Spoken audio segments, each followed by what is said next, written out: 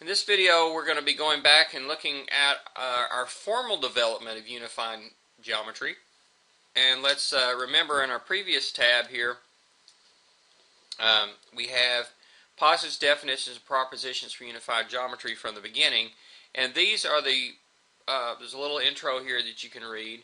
And I think you can read all that without any further explanation. But we talk about the undefined terms, and these are our postulates for existence and connection. Now, we had to make one change on this from the previous week to take into account what happens with spherical geometry. And postulate 6 says, given any two distinct non-antipodal points, there exists exactly one line that contains both of them. And we defined that word a little bit later on. Okay?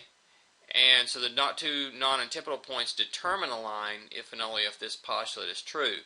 Now you can leave out that green word if you're going to only do neutral geometry, including Euclidean and hyperbolic geometry. But if you want to include, actually it works for Taxicab geometry as well, but if you're going to include spherical geometry, we need that because we know that two antipodal points are polar opposite points on the sphere. Will actually, there'll be infinitely many lines through those 2 points.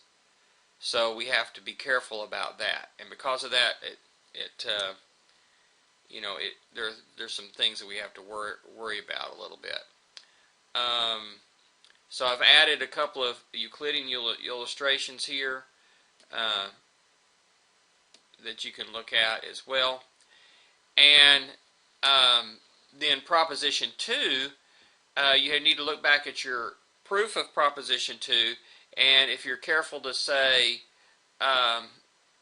careful to use postulate 6 in the right way now with non-antipodal points, then you can prove this thing. If two distinct lines intersect, then they intersect in exactly one point if the distance metric is bounded.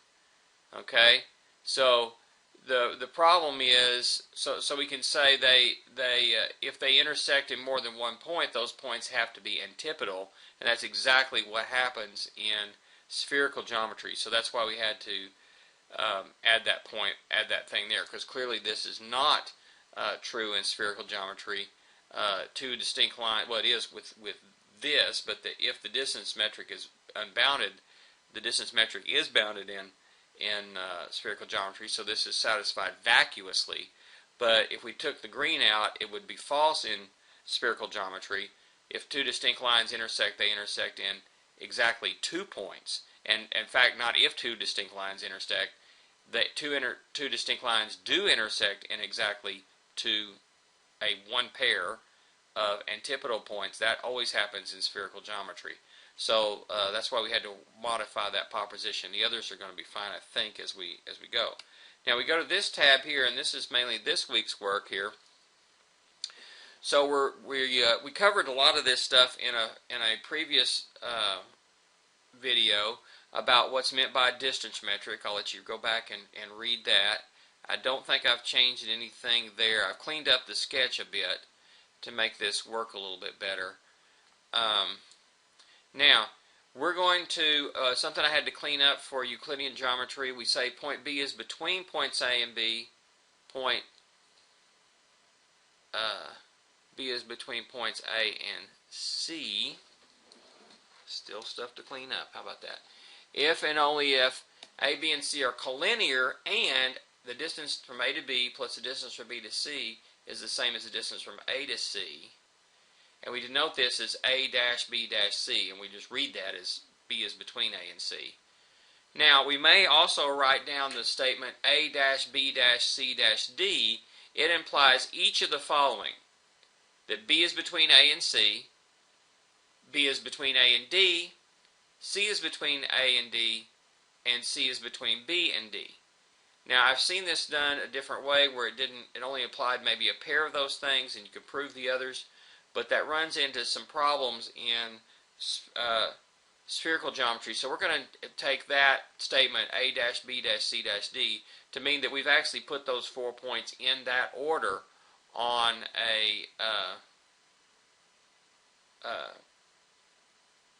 on our line, right? Because they're all on the same line. So the line segment is the union of two non-antipodal points called its endpoints, and the points between these points called interior points. So we use the following notation. AC is AC union the set of all B such that B is between A and C. That's line segment AC. The length of line segment is the distance between its endpoints, AB. Again, notice that AB with a bar on it is a line segment, a set of points, a geometric figure, whereas AB without anything is a number, a length. Notice that I did say non-antipodal points because if we take two antipodal points and we talk about all the possible line segments, possible points on the same line, that are the points that are between them on the same line would be the entire plane on a spherical geometry when you get a pair of antipodal points, and that doesn't work too well for making that a line segment. So we need to eliminate that. So line segments will always have length less than the upper bound, which is going to be pi for us. Okay, so a ray is going to be a half line. There's a line segment in Euclidean geometry with a point between, and a ray here with so it's from the line segment D to E, and then this point F is any point that's beyond further out than E there. Okay, on the same ray.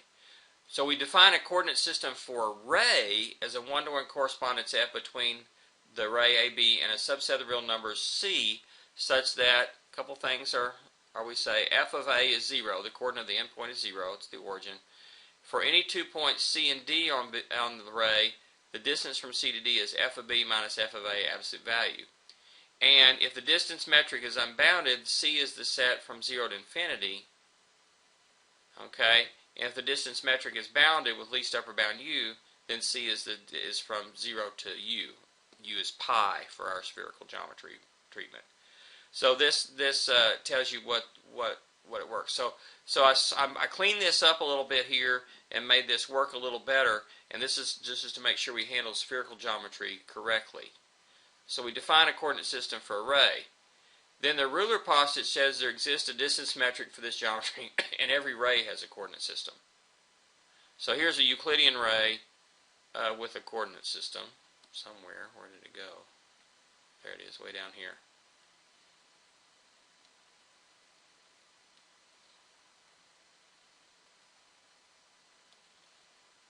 Okay, so there's a ray with a coordinate system in Euclidean geometry. So every line can be thought of as a number line or a coordinate axis. Actually, that comment should come down a little bit. Oh, actually, it should go right there. That's the coordinate system for a line. Let me put this up here. There we go. So the coordinate system for a line is we take a line AB and put it in a one-to-one correspondence, we could call that function G, between the points of the line and the subset S, the real numbers, such that if the distance metric is unbounded, then given 2 points C and D on AB, we have DC is G of D minus G of C absolute value, and S is the entire real line. Okay, so if the distance metric is, that's if it's unbounded, so think Euclidean geometry, Taxicab geometry, and hyperbolic geometry. If the distance metric is bounded with least upper bound U, so think spherical geometry, and let's actually do it this way from negative pi to pi, not including negative pi. And then the distance from CD is G of D minus G of C, absolute value, if that number turns out to be, well, less than pi. If it is more than pi, then you subtract that from 2 pi. Let me draw you a picture of that here. Okay, and so if we want to find, we take two coordinates here. Okay, we can put a coordinate system to this. I'll show you that in a little bit. But if we take the coordinate here and the coordinate here and subtract, if that coordinate if it's actually gives you, it's either going to give you this distance or this distance. This distance is the right one. If it gives you this one over here instead, then you got to subtract that from 2 pi to get the real distance over here. Okay, and so, but anyway, that does in fact fix the problem for spherical. Okay, so this cleans up and corrects some things in an earlier video that may not be 100% on a couple of things. So the linear coordinate theorem says, given any two distinct points A and B, there exists a coordinate system G for AB, for line AB, that should say. Okay. With G of A is 0 and G of B equals the distance A to B. In this case, we call A the origin of the coordinate system. So what it's saying is we can choose the placement and orientation of the coordinate system. So the coordinate of A is 0, the coordinate of B is positive, and we can orient it in either, sort of orient the line, orient our coordinates in either direction if we want, basically. We can choose which way is positive and where 0 is. Okay, proposition 7 now is, and some of these propositions have been renumbered because I moved a few things around to accommodate these cleaning up these changes here. So proposition 7 says, given any line segment, there exists a one-to-one correspondence between the points on the segment and the real numbers in the interval 0, 1, and every line segment contains infinitely many points. And then proposition 8 is then that every ray, line, plane contains infinitely many points. Every plane contains infinitely many lines. There exist infinitely many points, lines, and planes. Two line segments are said to be congruent if their lengths are equal. We use this notation. Okay, I think the rest of this is, well, let's just read through it. A relation is a set of ordered pairs. The first coordinate is called the input. The second coordinate is called the output. The set of all inputs is called the domain. In other words, the set of all first coordinates. The set of all second coordinates or outputs is called the range of the relations of the relation. I guess I should be consistent there. If I call that one output, inputs, I should call this one output. But of course, it is second coordinates by the way I defined it. A relation in which no two of its inputs are identical is called a function or mapping. In other words, every input is mapped to exactly one output. A function in which no two TWO of its outputs are identical is called an injective or one-to-one function. In other words, every input is mapped to exactly one output, making a function, and every output is mapped from exactly one input. Notice it can't be a one-to-one function or injective function unless it's a function first. A relation is reflexive if and only if the element AA is an element of the relation for every A in the domain of the relation. So, in other words, every element is related to itself.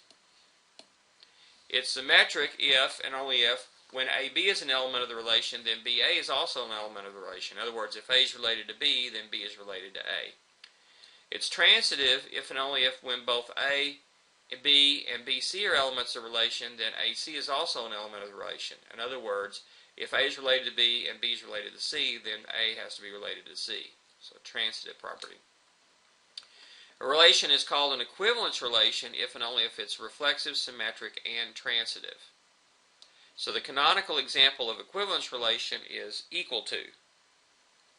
Everything's equal to itself. If A is equal to B, B is equal to A. And if A is equal to B and B is equal to C, then A is equal to C. That's an equivalence relation. So it turns out, as we see in Proposition 9, that if, well, actually I think it's actually in Proposition 10, is that congruence of line segments is also an equivalence relation. So congruence and equals are both equivalence relations. Equivalence relation is a very important thing in mathematics, so we're going to, it's worth us to spend a little bit of time here. Two elements in the domain of equivalence relation, A and B in the equivalence relation, are said to be in the same equivalence class if and only if A, B is part of the relation. In other words, if they're related, A is related to B. Of course, note if A is related to B, then B is related to A is related to A, and B is related to B if it's an equivalence relation. So a partition of a set is a set of subsets P, subsets A1, A2, so forth, such that each element of P is a subset of S. Okay? The intersection of any two elements of P is empty, pairwise disjoint, and the union of all sets in P is the entire set S. So we're partitioning it up into pieces, various sets, and each of these, no two of these sets overlap, but when you put them together, they fill up the whole set that we started with. That's called a partition. It turns out that equivalence classes and partitions basically are the same idea. And you can see that from Proposition 9. If F is an equivalence relation on a set, then the set of equivalence classes forms a partition. And conversely, if P is a partition on S, then the set of ordered pairs formed by taking all possible ordered pairs within each element of S is an equivalence relation. So equivalence relations induce partitions, partitions induce equivalence relations. Congruence of line segments is then an equivalence relation. Okay, so in general, when we talk about congruence, we'll use this symbol here, right here, for congruence. And basically, we want to think of congruence as hang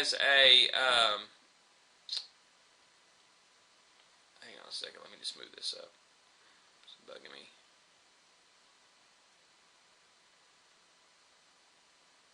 Here's our Euclidean line with a coordinate system. Okay, moving right along here. Okay, so back to what I was saying about congruence of lines, congruence of geometric figures in general.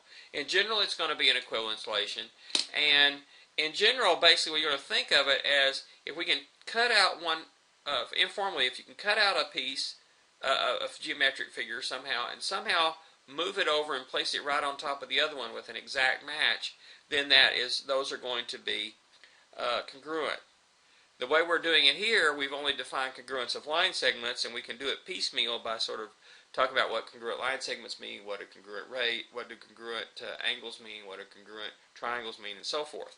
And we'll actually take that approach for a little while, but there's really a much better, more general way of looking at it, and but that deals with the concept of transformations. We'll spend a lot of time talking about this toward the end of the course. And so we talk about mappings from space, or a plane maybe, onto itself, one-to-one correspondences as transformations. And within this set of transformation, there's a subset known as the rigid transformations, or isometries, which include translations, rotations, reflections, and glide reflections in Euclidean geometry. And we can identify two figures incongruent if and only if there exists a rigid transformation mapping one figure to the other. In fact, we can actually postulate the fact that reflections are isometries and kind of define congruence all in terms of this. And from there we can build up our geometry that way.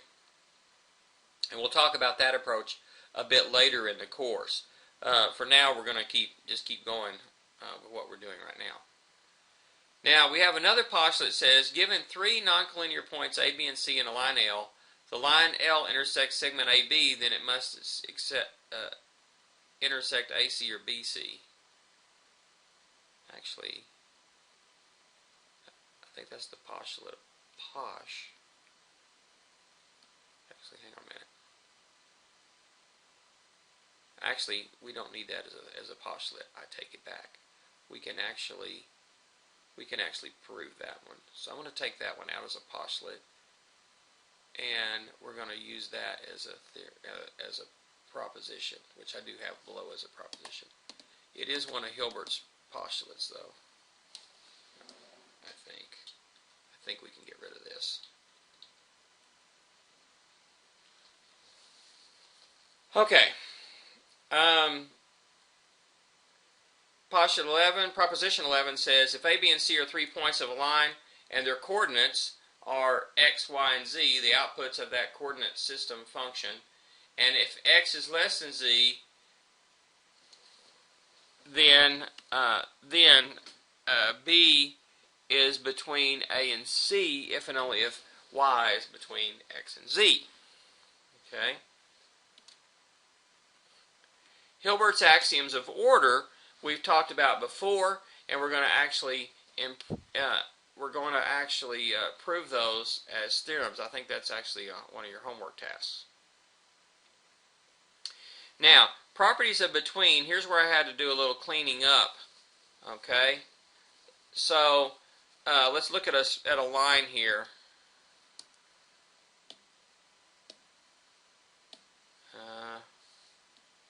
Where did it go? Here it is. It's moved around a little bit. Okay, so we have some properties of between, and the first two work no matter what we have on our geometries, the different geometries we're looking at.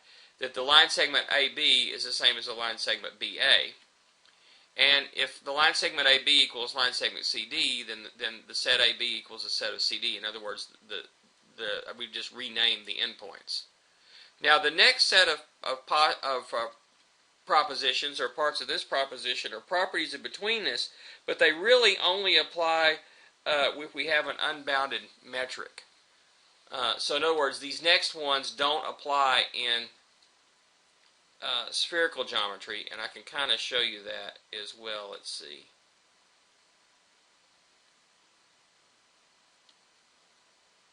Okay. So the first one says if B is between B is between A and C, and C is between let's see, C is between A and D, then we have this relationship A, then B, then C, then D, which means you have two other things that you have to prove. You have to prove, let's see, that B is between A and D, and that C is between B and D. So based on those two, prove the other two, and then we got all four that we need for that relationship. And these others are very similar. This one says that B is between A and C, C is between B and D, then you can put all four in order, which means you have to prove that, what do you have to prove? You have to prove that C is between A and D, and that B is between A and D.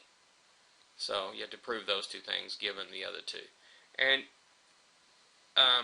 we may come back to this as a homework problem later or something, but you can do this in Euclidean geometry, and well, you can do it in, if the distance metric's unbounded, you can do it in all these cases. In fact, we can do part E. If we have any 4 points, they can be labeled in such a way that they can be ordered A, B, C, D. And if the distance metric is unbounded, we can characterize the line AB as the set containing A and B. All the points between A and B,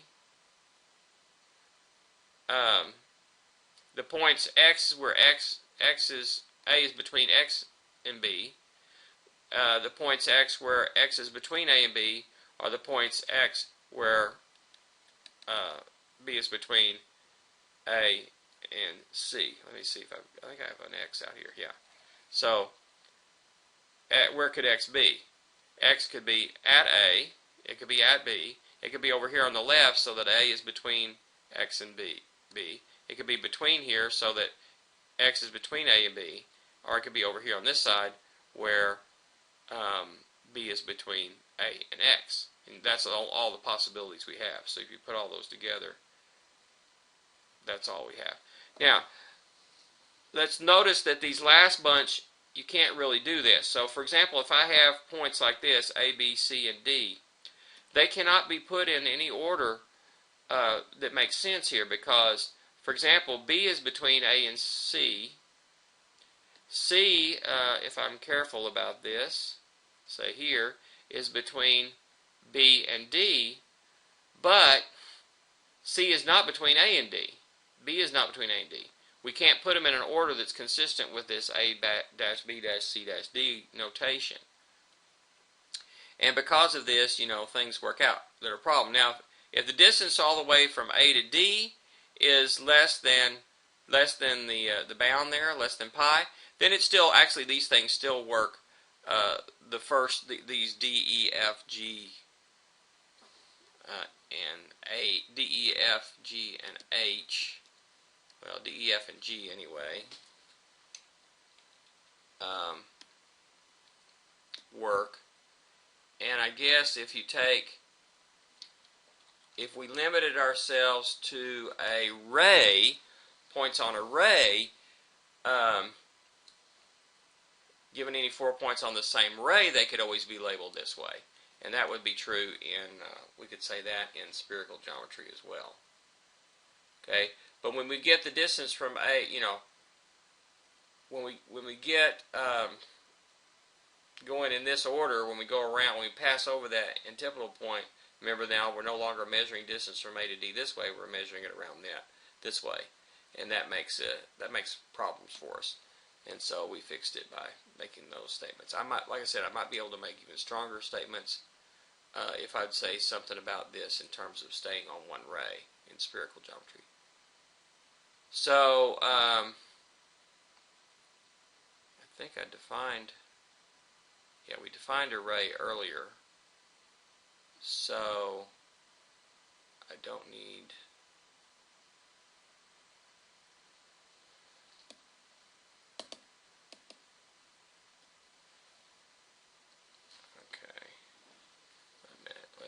Let me look back real fast.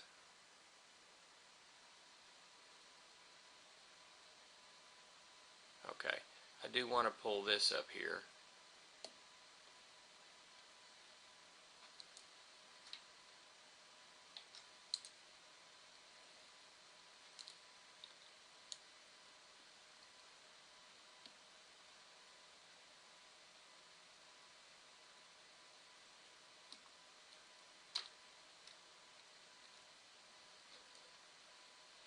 Okay, so let's add that up there. Then I don't have to talk about ray down here because I've already done that. So a lot of little things that I got to make sure I just clean this up to make sure it looks just right. Okay. Now, given any coordinate system for a line and two opposite rays on the line, one ray is a set of all points with coordinates greater than or equal to a coordinate with common endpoint, and the other ray is a set of all points with coordinates less than or equal to common endpoint. We can do that. Proposition 15 is very useful. Given a ray AB and a positive real number x, there exists exactly one point C on AB with AC equals x. That needs to be fixed for spherical geometry.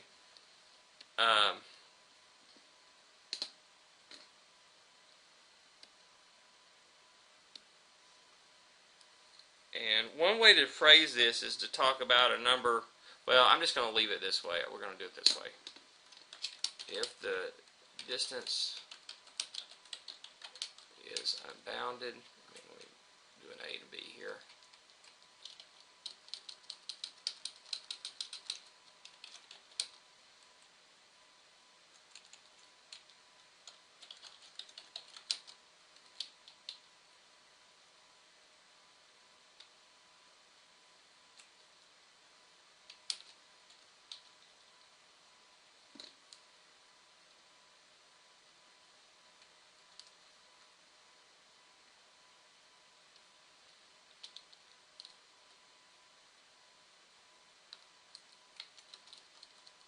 Okay, I think that's good. I think we're good there. Okay, now here's how we have to modify it for spherical.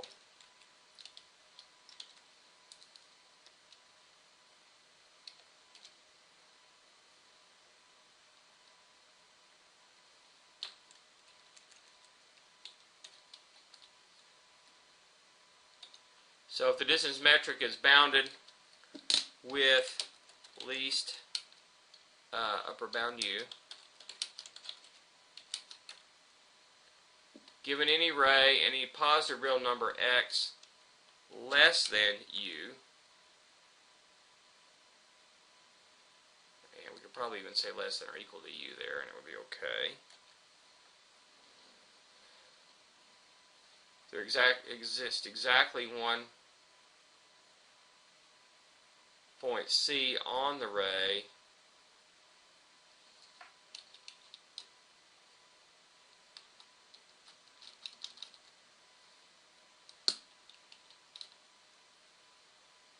this property.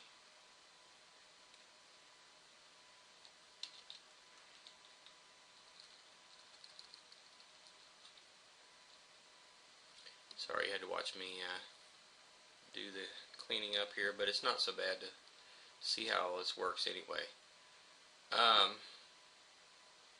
Yeah, that works. And actually I can put less than or equal to right there. I think the way, let me show you this. The way I got less than or equal to, and I don't think, yeah, they have it here, so I don't have to worry about anything fancy. I can just do that. Okay. Okay, let's see if these, okay, proposition 16, if C is a point on ray AB with C not equal to A, then the ray AC equals ray AB. That still works. For any points A and B, the intersection of ray AB and ray BA is line segment AB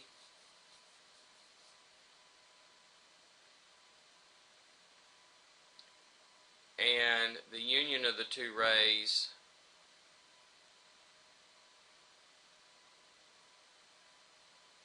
is line AB. And let's see if that's going to work for spherical. Okay.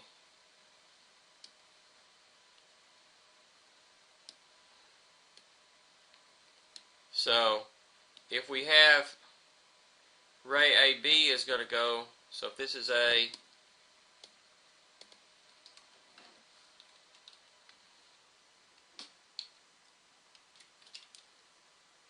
and this is B, okay, we got to think about this if we know how these things work. So AB is going to give us a ray, and it's going to go down to the antipodal point here. Ray, which is going to be, you know, somewhere over here. And ray BA is going to go over to some point here. Their union's not going to be in the entire line, so that's a problem. The intersection of those two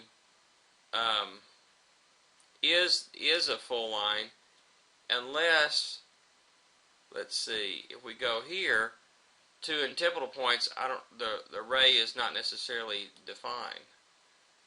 Which way is the ray? In fact, there are infinitely many rays.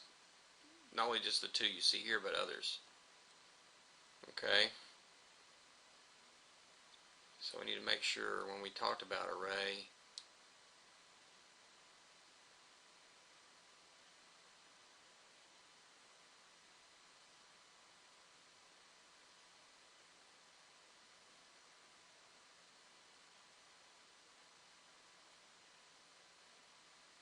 maybe we need a proposition for this. Yeah, let's stick in a new proposition right here.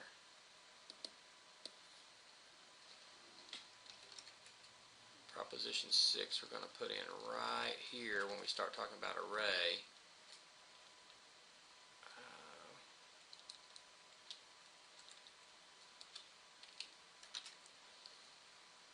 And we can say this. Given any two distinct non-antipodal points, A and B, there exists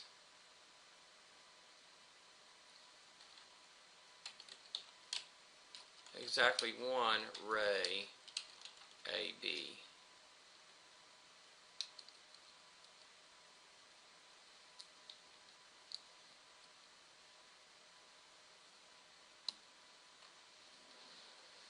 Okay.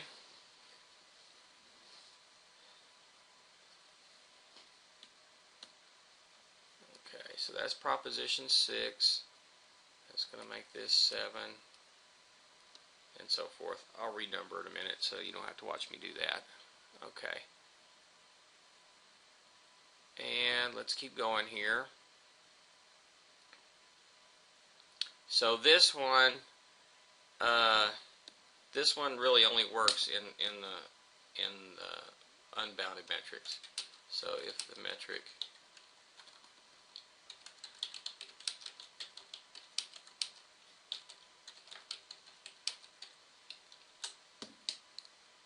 that's going to be,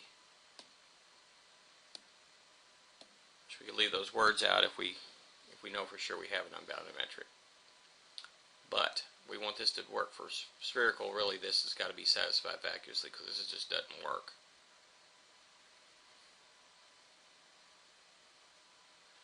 Okay, a point M is the midpoint of line segment AB if and only if M is between A and B and AM equals MB. Of course, there's a Euclidean example, and this is going to work fine in spherical geometry, so we don't have to worry about that one. That's fine. Every line segment has exactly one midpoint, still true in spherical. Any set of points, for example, a line whose intersection with the line segment is the midpoint of the segment is said to bisect that line segment. We say that AB is an extension of each of AB, line AB, ray AB, and ray BA. Ray AB and ray BA are also extensions of line segment AB. So we can talk about extending a line to another, extending a part of a line to a bigger part of a line, basically. So let L be any line and A be any points that do not lie on L. If A equals B or AB contains our segment, let's see, yeah, or if the segment AB contains no points of L, we say that A and B are on the opposite side, on the same side of line L. If A and B are distinct points not on line L, with AB having a non-empty intersection at L, we say that AB are on opposite sides. So let's look at this example here. So here we have a line, and here we have some points. And let's make some line segments here.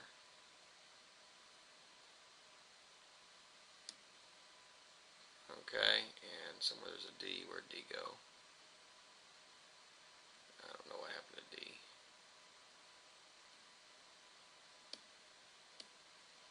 Okay. Yeah, let's make another one for the moment. So here we are. If the AB, so if its point is there, it's on the same side of line L as itself. If the line segment AB doesn't touch line L, we say AB are the same side. But if the line segment goes through L, we say A and B are on opposite sides. Okay?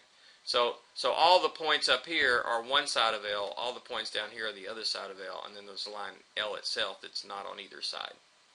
Well, this gives us, this is going to give us a concept of what's called a half plane. Okay? So for every, we have a plane separation postulate, which is now postulate 11. Okay? For every line and for any 3 points in a plane not on the line. Okay, so I just had the 3 points I'm illustrating from this, A, B, and C. If A and B are the same side of L, and and B and C are on the same side of L, then A and C have to be on the same side of L. Okay? But if A and B are on opposite sides of L, and B and C are on opposite sides, then C and A have to be on the same side. Okay? And that tells us that we can separate the plane like that. And so that is going to allow us to do a few more things. So then we can define a set of points on the same side of L is called a half plane, or maybe an open half plane. The line L is called the edge of the half plane. Notice that the line edge is not part of the half plane, and the union of a half plane and its edge is called a closed half plane, which is a half plane plus more. In a given plane containing a line L, there exist exactly two half planes bounded by L, and these two half planes are disjoint.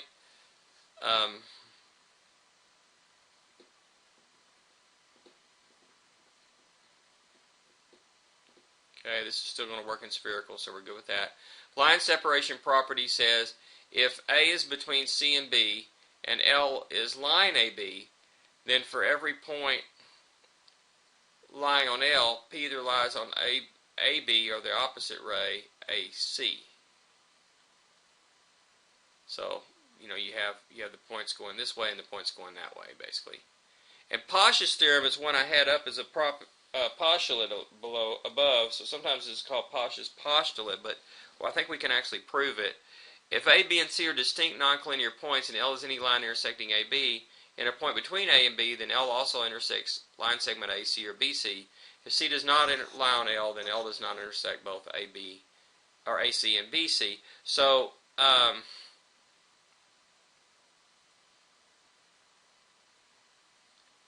here's the picture. It's best if you just look at a picture here. So here we have ABC. We have a point on AC right here, and a line, the red line, going through that point. So obviously it intersects AC by hypothesis. Now what happens is it's going to either intersect BC down here. Of course, if it lies on the line, it actually intersects both BC and AB, right? But if it doesn't lie on that line, like this, then it either intersects this one or here.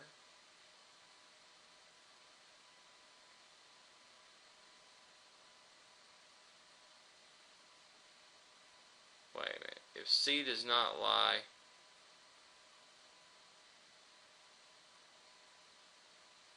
any line and a point between A and B, so it can't intersect at A or here. Okay. Then L also intersects AC or BC.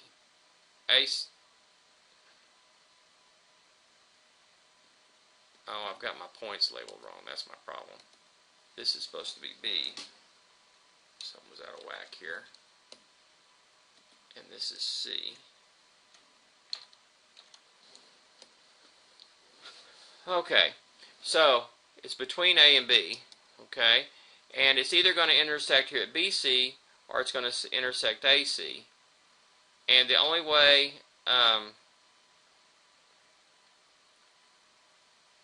it could intersect both is for it to go through C. It can't. It could actually go down here where it only enters. Okay. So there's only two ways. There's only two ways it could intersect both sides. So if it goes through this side of the triangle, the only way it can intersect both sides of the triangle is to contain this line, which it intersects at A and B, or it's got to go through C. But otherwise, it'll intersect exactly one of the two. But there's no way to get it to miss. No matter what I do here, I can't miss this thing altogether. And that's going to be a theorem that we're going to have. And this is going to work in all these geometries that we're talking about. So I think the picture makes that a little bit easier. Some definitions. A sphere is a set of points in three-dimensional space which are fixed distance called the radius from a fixed point called the center of the circle. The set of points whose distance from the center is less than the radius called the interior. Set of points whose distance from the center is greater than radius is called the exterior of the sphere. If we restrict this to a single plane, then we get a circle.